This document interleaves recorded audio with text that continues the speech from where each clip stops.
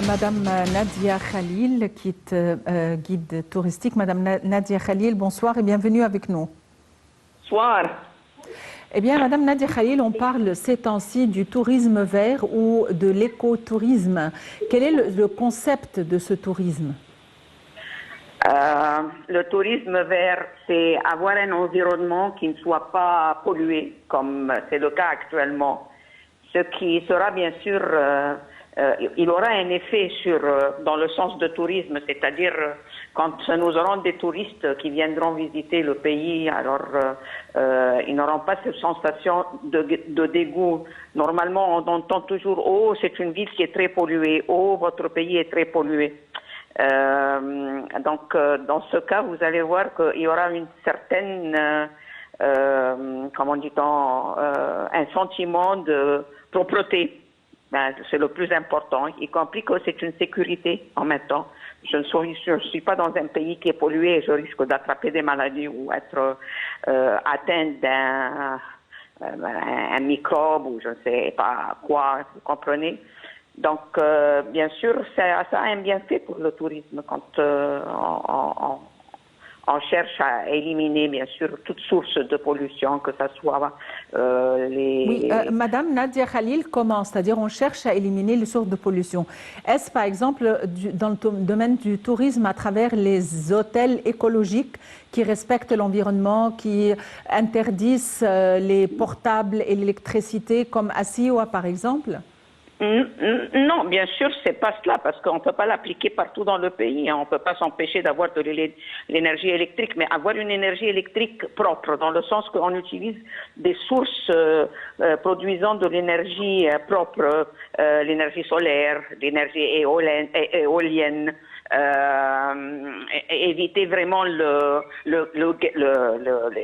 comment dit-on, l'essence, le diesel, ce qui quand même fait de la pollution dans l'atmosphère.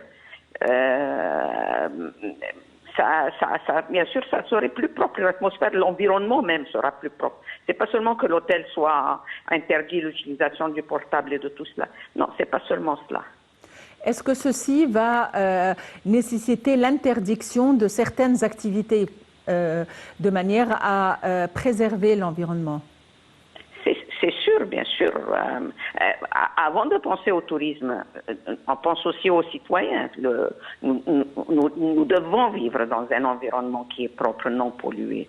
D'abord, vous savez très bien que la pollution a un effet sur le tempérament des gens. Ça a un effet, bien sûr, sur les lieux où on se rend compte. Toujours le souci, oh, la pollution, elle a un mauvais...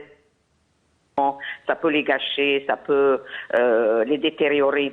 C'est un peu ce côté-là qu'on cherche, l'atmosphère, l'ensemble, pas seulement le lieu où on se trouve. Madame Nadia Khalil, vous êtes guide touristique, je vous remercie infiniment pour votre intervention.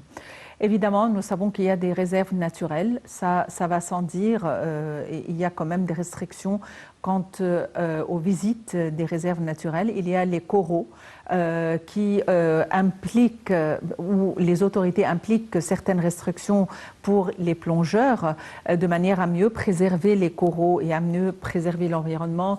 Il y a aussi quelques disciplines quant à la manière dont on a trait, ou la manière dont on a affaire avec, par exemple, les poissons, comme l'interdiction de leur donner à manger ou autre. Et aussi, il y a ce concept d'hôtel, comme on les appelle en anglais, friendly, environment friendly, ou les hôtels qui sont qui sont en faveur de l'écologie. Comme à Siwa, il y a des hôtels en pierre où il s'est interdit de recourir à l'électricité. Il n'y a pas d'électricité, que des bougies, et aussi pas de portable, pas de fil électrique, pas de télévision. D'une manière, c'est une vraie manière pour une vraie détox au niveau psychologique pour les clients de l'hôtel, mais aussi c'est en faveur de l'environnement.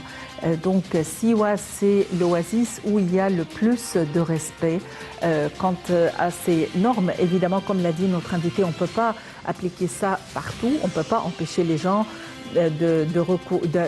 d'utiliser l'électricité ou les portables. Chaque région a ses caractéristiques et a ses activités, comme les sports nautiques à Hurghada, à Sharm el-Sheikh et à Marsa Alam et les stations balnéaires, mais aussi Siwa, c'est autre chose de par sa nature en tant qu'oasis, et donc c'est une grande invitation à la visiter. Aussi, il y a le tourisme du désert, le désert blanc, le désert noir, le camping là-bas, et tout ceci est en faveur de l'environnement et du tourisme vert. Sur ce, nous vous remercions pour votre attention, vous souhaitons une excellente fin de soirée et à la prochaine.